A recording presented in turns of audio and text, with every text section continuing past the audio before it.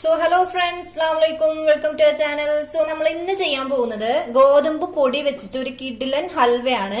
നമ്മൾ ഗോതമ്പ് വെച്ചിട്ടാണ് മിക്കപ്പോഴും ഹൽവ ഉണ്ടാക്കുന്നത്. ഗോതമ്പ് അവൈലബിൾ അല്ലാത്ത കേസിലാണെന്നുണ്ടെങ്കിൽ നമുക്ക് പൊടി വെച്ചിട്ടും നല്ല സൂപ്പർ ആയിട്ട് ഹൽവ ഉണ്ടാക്കിയെടുക്കാം. അപ്പൊ അതിന് വേണ്ടിയിട്ട് ഞാൻ ഇവിടെ ഗോതമ്പ് പൊടി എടുത്തിട്ടുണ്ട്. ഏത് ബ്രാൻഡ് വേണമെങ്കിലും എടുക്കാം കേട്ടോ, അങ്ങനെ ഇന്ന ബ്രാൻഡ് ഒന്നൊന്നുമില്ല.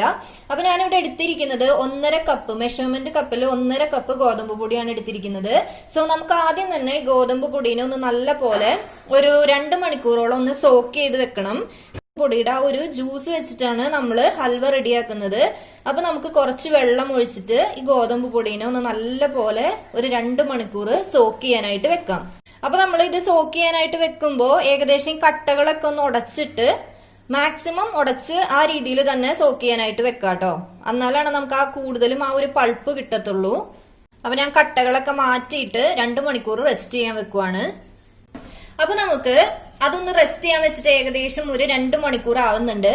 ഇനി നമുക്ക് ഇതിന് വേണ്ടിയിട്ടുള്ള ശർക്കര ഒന്ന് ഉരുക്കിയെടുക്കണം. അപ്പൊ ഞാനിവിടെ 3 കട്ട ശർക്കരയാണ് എടുത്തിരിക്കുന്നത്. നല്ല മധുരമുള്ള ശർക്കരയാണ് കേട്ടോ. അപ്പൊ നമുക്ക് മധുരത്തിനനുസരിച്ചിട്ട് മാറ്റിയൊക്കെ കൊടുക്കാവുന്നതാണ്. ഇനി നമുക്ക് ഇതിനൊന്ന് നല്ല പോലെ ഉരുക്കിയെടുക്കാം. കുറച്ച് വെള്ളം ഒഴിച്ചു കൊടുക്കാം. ഇത് നമ്മൾ നൂൽ പരുവൊന്നും ആവേണ്ട കാര്യമില്ല കേട്ടോ. നൂൽ പരുവൊന്നും ആവണ്ട, ജസ്റ്റ് നല്ല പോലെ ഒന്ന് ഉരുകി വന്നാ മതി. അത് നമ്മുടെ ശർക്കര നല്ല പോലെ ഉരുകി വന്നിട്ടുണ്ട് കേട്ടോ. ഇത് നൂൽപ്പരുവൊന്നും ആവണ്ട. ഇനി നമുക്ക് ഇത് ഓഫ് ചെയ്യാം. ഇപ്പൊ നമ്മള് ഗോതമ്പ് പൊടി കുതിർത്തിയിട്ടിട്ട് ഏകദേശം 2 മണിക്കൂർ ആയിട്ടുണ്ട്. നമുക്കൊന്ന് അരിച്ചെടുക്കാം.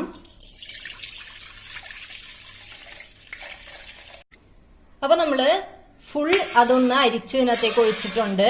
ഇനി നമുക്ക് ചെറിയ തീയിലല്ല, ഒരു മീഡിയം ഫ്ലെയിമിൽ ഇട്ടിട്ട് നല്ല പോലെ കുറുക്കിയെടുക്കണം. അപ്പൊ നമ്മൾ ഹൽവ ഉണ്ടാക്കുമ്പോൾ എപ്പോഴും കുറച്ച് കുറച്ച് വിസ്താരമുള്ള പാത്രം എടുക്കാനായിട്ട് ശ്രദ്ധിക്കുക. ഹൽവ ഉണ്ടാക്കുമ്പോൾ നമ്മൾ ഫുൾ ടൈം ഇളക്കിക്കൊണ്ടിരിക്കണം. അല്ല എന്നുണ്ടെങ്കിൽ അത് അടിയിൽ പിടിക്കാനുള്ള ചാൻസ് ഭയങ്കരമാണ്. അപ്പൊ ഞാൻ ഇതിനകത്തേക്ക് ഒരു അല്പം നെയ്യും കൂടെ ചേർത്ത് കൊടുക്കുകയാണ് കേട്ടോ. മീഡിയം സിമ്മിൽ നിന്ന് നമ്മള് ലോ ഫ്ലെയിമിലോട്ട് മാറ്റിയിരിക്കുകയാണ്.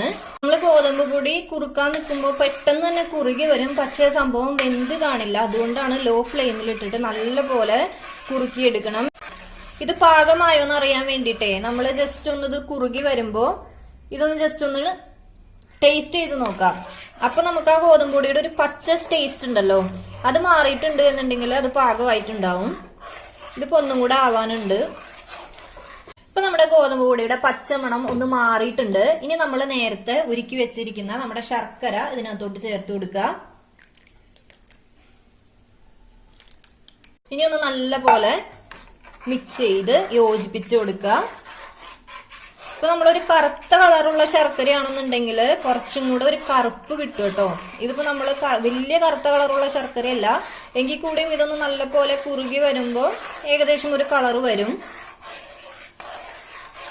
ഹൽവയുടെ പാകം എന്ന് പറയുന്നത് നമ്മൾ ഈ ഭാഗത്തു നിന്നൊക്കെ എടുക്കുമ്പോൾ ഇങ്ങനെ വിട്ട് വിട്ട് സെപ്പറേറ്റ് ചെയ്ത് വരണം. ആ ഒരു കൺസിസ്റ്റൻസി എത്തുന്നത് വരെ നല്ല പോലെ ഇളക്കി കൊടുക്കുക.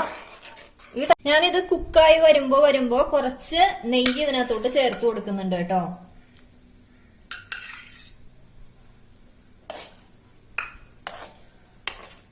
നമ്മുടെ ഹൽവ നല്ല പോലെ കുറുകി വന്നുകൊണ്ടിരിക്കുകയാണ്. നമ്മുടെ ഹൽവ ഏകദേശമായി വരുന്നുണ്ട്. സൈഡിൽ നിന്നൊക്കെ ഇങ്ങനെ വിട്ട് വിട്ട് വരുന്ന ഒരു പരുവായിട്ടുണ്ട്. ഇനി നമുക്ക് ഇതിനകത്തേക്ക് കുറച്ച് കാഷ്യൂനട്ട് ചേർത്ത് കൊടുക്കാം. അതേപോലെ മുന്തിരി വേണമെന്നുണ്ടെങ്കിൽ മുന്തിരിയൊക്കെ ചേർത്ത് കൊടുക്കാം കേട്ടോ. ഞാനിപ്പോ കാഷ്യൂനട്ട് മാത്രമേ ചേർക്കുന്നുള്ളൂ. പിന്നെ നമ്മുടെ ഹൽവയ്ക്ക് ആ ഒരു ബ്ലാക്ക് കളർ ഇല്ലാത്ത എന്താണെന്ന് വെച്ച് കഴിഞ്ഞാൽ നമ്മുടെ ശർക്കരയ്ക്ക് ബ്ലാക്ക് കളർ ഇല്ലായിരുന്നു. അതുകൊണ്ടാണ് ഹൽവയ്ക്ക് ആ ഒരു കളർ വരാഞ്ഞത്. ഇനിയിപ്പോ ആ ഒരു ബ്ലാക്ക് കളർ വരണമെന്ന് വെച്ച് കഴിഞ്ഞാൽ നല്ല ബ്ലാക്ക് കളർ ആയിട്ടുള്ള ശർക്കര യൂസ് ചെയ്താൽ മതി കേട്ടോ. ഇപ്പൊ ഏകദേശം കണ്ടോ വിട്ട് വരുന്ന ഒരു ഭാഗത്തിലോട്ട് നമ്മുടെ ഹൽവ ആയി വരുന്നുണ്ട്. ഈ സമയം നമുക്ക് ഇതിനകത്തേക്ക് ബാക്കിയുള്ള നെയ്യും കൂടെ ചേർത്ത് കൊടുക്കുവാണ്. ഒന്നും കൂടെ ഒരു കട്ടിയായി കഴിഞ്ഞ് കഴിഞ്ഞാൽ നമുക്ക് ഹൽവേനെ ഓഫ് ചെയ്തിട്ട് സെറ്റ് ചെയ്യാനുള്ള പാത്രത്തിലോട്ട് ഒഴിച്ചു വെക്കാവുന്നതാണ്. ചെറുതായിട്ടൊന്നും കൂടെ ഒരു കട്ടിയായിക്കോട്ടെ. ഇപ്പൊ നമ്മുടെ ഹൽവ കറക്റ്റ് കൺസിസ്റ്റൻസിയിൽ വന്നിട്ടുണ്ട്. കണ്ടോ, ഇതാണ് ഹൽവയുടെ കറക്റ്റ് കൺസിസ്റ്റൻസി. ഇനിയിപ്പോ നമുക്ക് ഇതിനെ ചൂടാറുന്നതിന് മുന്നേ തന്നെ സെറ്റ് ചെയ്യാനുള്ള പാത്രത്തിലോട്ട് ഒഴിച്ചിട്ട് വേഗം തന്നെ സെറ്റ് ചെയ്തെടുക്കാം. അപ്പൊ ഹൽവേനെ ഞാൻ സെറ്റ് ചെയ്യാൻ പോകുന്നത് ഇങ്ങനത്തെ ഒരു പാത്രത്തിലേക്കാണ്.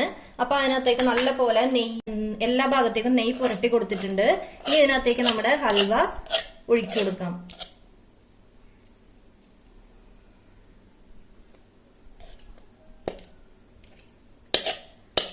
അപ്പൊ ഞാൻ ഹൽവ ഇവിടെ സെറ്റ് ചെയ്ത് വെച്ചിട്ടുണ്ട്. ഇത് ഏകദേശം എനിക്ക് തോന്നുന്നു ചൂടൊക്കെ ആറി ഒരു 1-1.5 മണിക്കൂറിൽ നല്ല പോലെ സെറ്റ് ആയിട്ട് വരും. ഞാൻ ഇതിന്റെ മേലെ കുറച്ച് നെയ്യും കൂടെ ഒഴിച്ചു കൊടുത്തിട്ടുണ്ട് കേട്ടോ.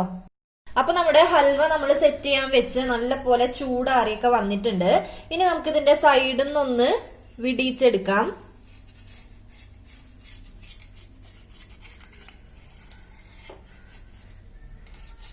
ഇനി നമുക്ക് ഇതിനൊരു പാത്രത്തിലോട്ട് മാറ്റാം. അപ്പൊ നമ്മുടെ ടേസ്റ്റി ഹൽവ നമ്മളൊരു പാത്രത്തിലോട്ട് മാറ്റിയിട്ടുണ്ട്. ഞാൻ ജസ്റ്റ് ഒന്ന് കട്ട് ചെയ്ത് കാണിച്ചു തരാവേ.